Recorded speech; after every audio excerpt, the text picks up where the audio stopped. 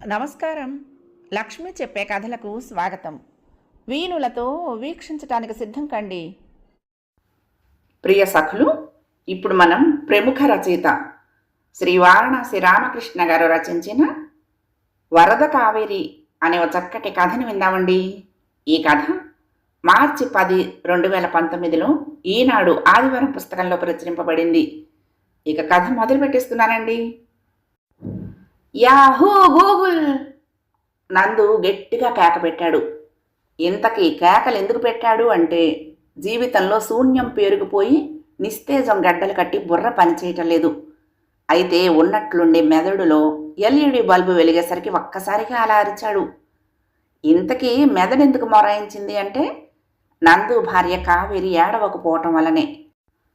అవును, మీరు సరిగ్గానే విన్నారు. 10 రోజులుగా నందు పెళ్ళం కావేరి ఏడవటం లేదు. ఇదో వరల్డ్ రికార్డు. పెళ్ళైన కొత్తల్లో కావేరి చిన్న చిన్న విషయాలకి ముక్కు చీరి ఏడుస్తూ ఉంటే నందుకి వింతగా విసుగ్గా అనిపించినా, ఇప్పుడు ఆమె వెక్కిళ్ళు పెట్టకపోతే వెలితిగా అనిపిస్తోంది. అలవాటయ్యాక పెళ్ళాం ఏడుపు కావేరి నది పరవళ్ళు తొక్కినట్లు పరవశంగా అనిపించేది. ఏదో ఒక కారణంతో ఆమె ఏడవటం చాలా ముఖ్యమని నందుకి బాగా అర్థమైంది. ఈ టైపులో పెళ్ళాం ఏడుపు అలవాటు అవుతుందా అని ఏ నరమానవుడికైనా సందేహం కలగొచ్చు కాక. అలవాటు అనేది ఎంత పవర్ఫుల్లో అనుభవంలోకి వస్తేనే అర్థమవుతుంది. కావేరి ఏడుపు నందుకి చంటి పిల్లకు తల్లి జోలపాడినట్లు, తాజా బోడుగుండికి గంధం పట్టించినట్లు. ఆఫీసులో పక్క సీటు రమణి, మీరు అచ్చు మహేష్ బాబుకే బాబులా ఉంటారండి అన్నట్టు యమా కిక్కిచ్చేది. గత 10 రోజులుగా కావేరి కళ్ళమ్మట ధారలుగా కన్నీరు కారక, వెక్కి వెక్కి ఏడ్చే ఏడుపు వినిపించక మైండ్ బ్లాంక్ అయిపోయింది. నిస్సత్తువ ఆవహించింది. వామ్మో, విషయం తెలియకపోతే ఎంత పని అయ్యేది. సరే, ఇక ఎలాగైనా కావేరి ఓసారి ఏడిస్తే చాలు తను మామూలు మనిషి అవుతాడు. జీవితం మీద మమకారం పెరుగుతుంది. బ్రెయిన్లో అన్నీ సక్రమంగా సరిగ్గా జరుగుతాయి. నందు కెమెరా స్టార్ట్ యాక్షన్ అనుకుని ఆఫీస్ అయిపోగానే సరాసరి చందన బ్రదర్స్కి వెళ్ళి కావేరి కోసం కొత్త చీర కొన్నాడు. ఇదేంటి, కొత్త చీర కొంటే పెళ్ళం నవ్వుతుంది కానీ ఏడుస్తుందా అనే కదూ మీ అనుమానం? నందు పిచ్చోడేం కాదు. పెళ్ళైన కొత్తల్లో ఇలాగే కొత్త చీర కొని పట్టుకెళ్తే. చెప్పటం ఎందుకు, ఆ రోజు ఏం జరిగిందో వినేయండి. కావేరి, నీకోసం కొత్త చీర. చీర కొంగు భుజం మీద వేసుకుని నందు వయ్యారంగా నిలబడ్డాడు. కావేరి ఒక్క క్షణం మెరిసే కళ్ళతో చీరను చూసి వెంటనే ట్యాప్ తిప్పితే బొటబొటమని నీళ్లు కారినట్లు కళ్ళలో నుంచి నీళ్లు కార్చి వా అని నోరెళ్లబెట్టి ఏడుపు లంకించుకుంది. నందు బెత్తరపోయి, ఏమైంది, చీర నచ్చలేదా అని అడిగాడు. వెక్కిళ్ళు ఆపుకుంటూ, అచ్చు ఇదే కలర్ చీర కొనుక్కోవాలని పెళ్లికి ముందు ఎన్ని షాపులు తిరిగాను అంటూ వలవలా ఏడ్చింది. అయ్యో అవునా పాపం, అప్పుడు దొరకలేదేమోలే, ఇప్పుడు నేను తెచ్చానుగా. నందు చెప్పబోతే గయ్యమని ఇంతెత్తులు లేచింది. చాలే ఊరుకోండి, ఆఖరికి నేను ఇంకేదో చీర కట్టుకుని బర్త్డే పార్టీకి వెళ్తే నా ఫ్రెండ్ సుశీల కావాలనే ఇదే కలర్ చీర పోటీగా కట్టుకుని వచ్చి ఎన్ని ఫోజులు కొట్టిందో మీకేం తెలుసు అనేసి మళ్ళీ బావురమంది. అబ్బా, ఎప్పుడో పాత విషయానికి ఇంతగా ఏడవాలా అన్నాడు. మరింత వాల్యూమ్ పెంచి, నాకంత అవమానం జరిగిందని చెప్తూ ఉంటే మీకు చీమ కుట్టినట్టు కూడా లేదు. మీరు నా శరీరం చూసి చేసుకున్నారు కానీ నా మనసు కాదు అంటూ శోకాలు పెట్టి ఏడ్చింది. నందుకి కళ్ళు తిరిగి, అయ్యో రామా, ఈ చీర చూడగానే నీకు నప్పుతుందని తెచ్చానే బాబు అన్నాడు బుర్రగొక్కుంటూ. అంటే అంటే షాపులో వేరే ఏ చీరలు నాకు నప్పవనేగా మీ ఉద్దేశం? కావేరి మళ్ళీ రాగం తీసింది. ఓరి నాయనోయ్ కావేరి, నాకు వేరే ఏ ఉద్దేశాలు లేవు తల్లోయ్.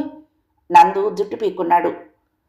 ఎందుకుంటాయి, ఓ చీర కొనేసి పెళ్ళాం మొహం మీద పడేస్తే అది మురిసి మొక్కలైపోయి పాత బాధలన్నీ అణచేసుకుని పైకి నవ్వాలి అంతేగా అంటూ రయ్యమని బెడ్రూమ్లోకి పరిగెత్తి పరుపు మీద పడి దొర్లి దొర్లి గంటసేపు ఏడ్చింది. ఆ గంటసేపు నందు చేతులు పిసుక్కుంటూ గుడ్లు అప్పగించి పెళ్ళాన్ని చూస్తూ తన తప్పు ఎక్కడుందా అని ఆలోచించాడు. మూడ్ ఎలా మార్చాలా అని బుర్ర బద్దలు కొట్టుకున్నాడు. కాబట్టి ఈ టైపు సంఘటన మళ్ళీ జరిగితే, ఆహా సూపర్, కొత్త చీర కొనుక్కెళ్ళి హుషారుగా ఎప్పట్లాగే చీర కొంగు భుజం మీద వేసుకుని కావేరి, నీకోసం కొత్త చీర అన్నాడు నాటకీయంగా. అయితే కావేరి నిర్లిప్తంగా చూసి, ఎక్కడ కొన్నారు, ఎంత కొన్నారు అని అడిగింది. చీర చూడగానే ధార ప్రారంభం అవుతుందనుకుంటే సీను రివర్స్ అవటంతో నందు కంగు తిన్నాడు.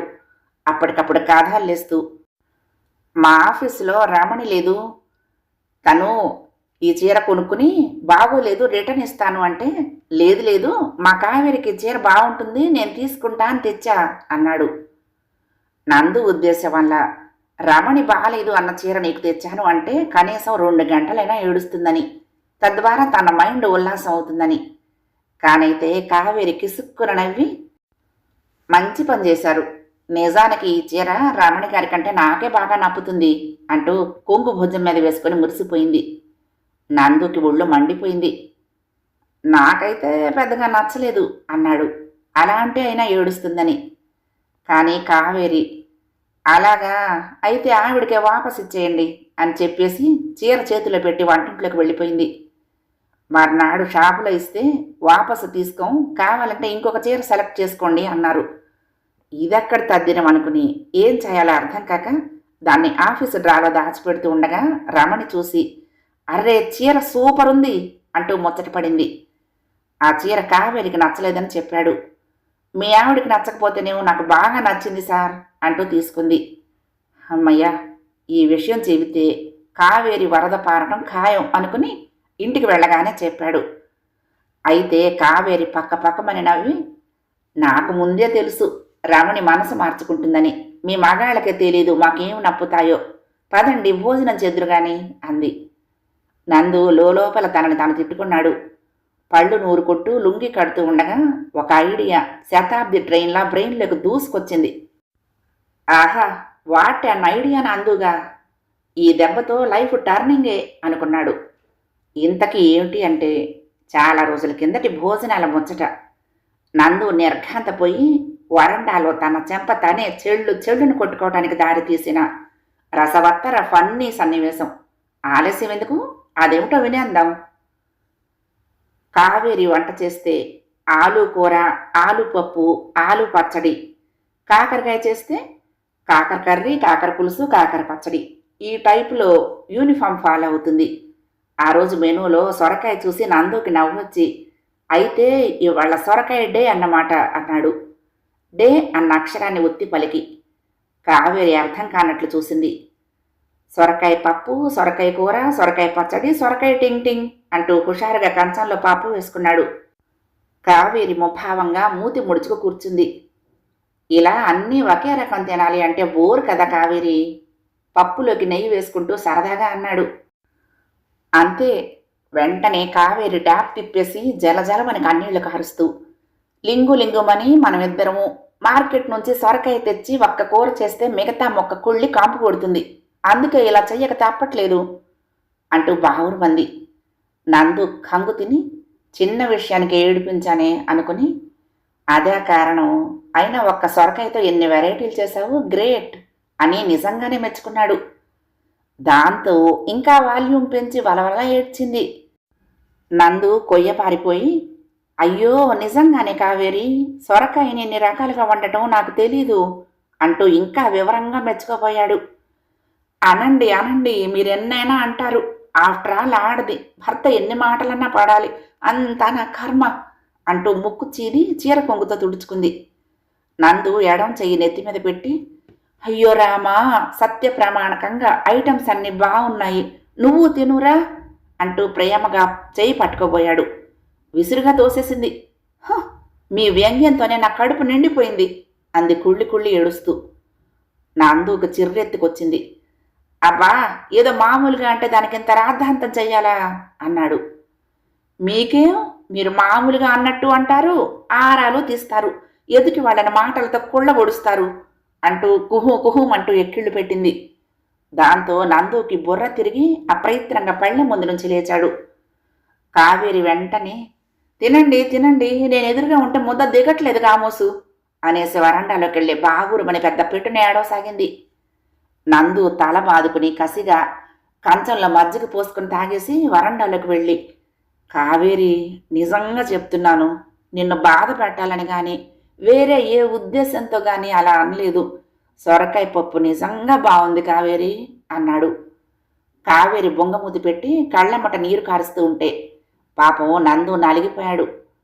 కావేరి, ఆకలికి తిక్క తిక్కగా ఉంటుంది. కడుపులో కొంచెం ఏదైనా పడితే మూడు మారి నవ్వుతూ నువ్వే కమ్మటి కబుర్లు చెప్తావు అన్నాడు. అది వినగానే మరింత శోకాలు పెట్టి, అంటే భోజనం ఎలాగో కమ్మగా లేదు, కబుర్లైనా కమ్మగా చెప్పమనా అంటూ గుండెలు బాదుకుంది. ఊరి నాయనో, ఇదెక్కడ పెళ్ళాంరా బాబోయ్, దీనికి ఒకటి చెప్తే ఇంకోలా ధ్వనిస్తుందేమిటి అనుకుని జుట్టు పీక్కుంటూ, అబ్బా కాదు కావేరి, వెదవది సొరకాయ గురించి ఇంత గొడవ కాస్త విసుగ్గా అన్నాడు. అదిగదిగో ఆ విసుగు చూసా చెప్పొచ్చు.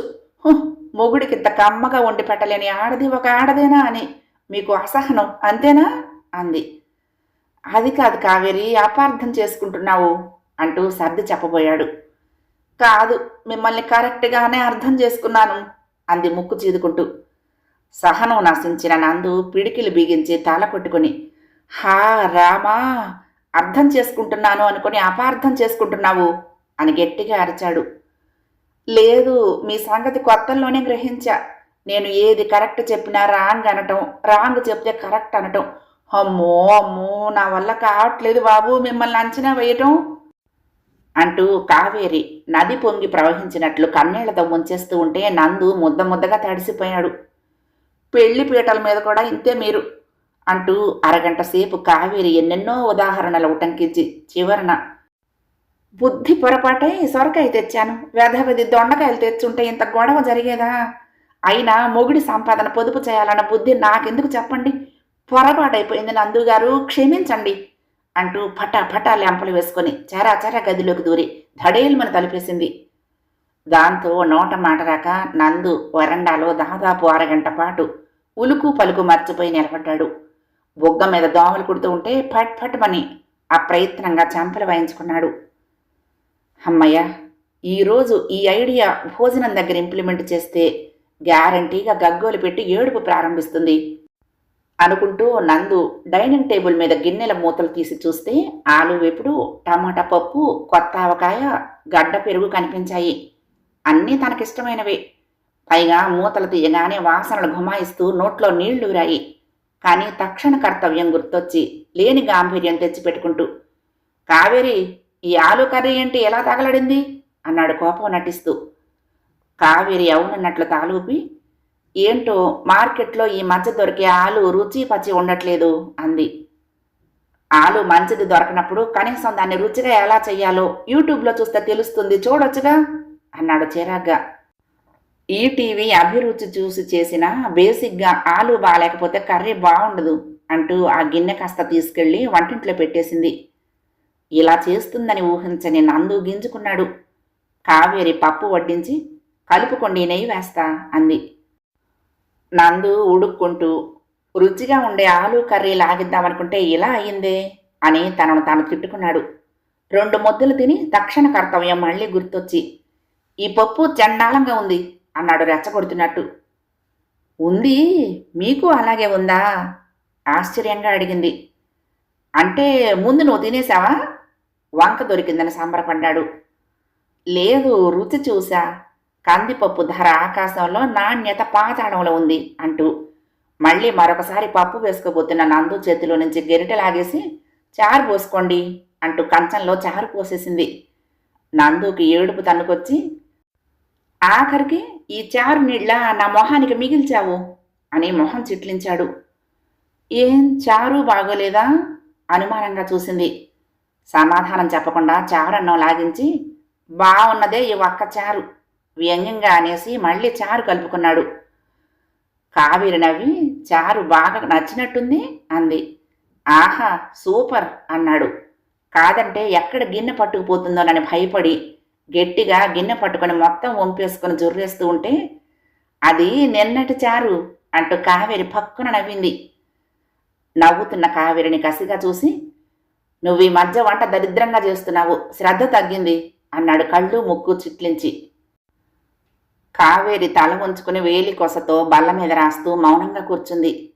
అమ్మయ్య, అమ్మగారు ఇక ఏడుపు ప్రారంభిస్తారు అని మనసులోనే నవ్వుకుంటూ, మాట్లాడవేంటి? మునుపట్ల పనులు శ్రద్ధగా చెయ్యట్లేదు రెట్టించాడు. అయినా కావేరి ట్యాప్ తిప్పలేదు. బుర్రగొక్కున్నాడు నందు.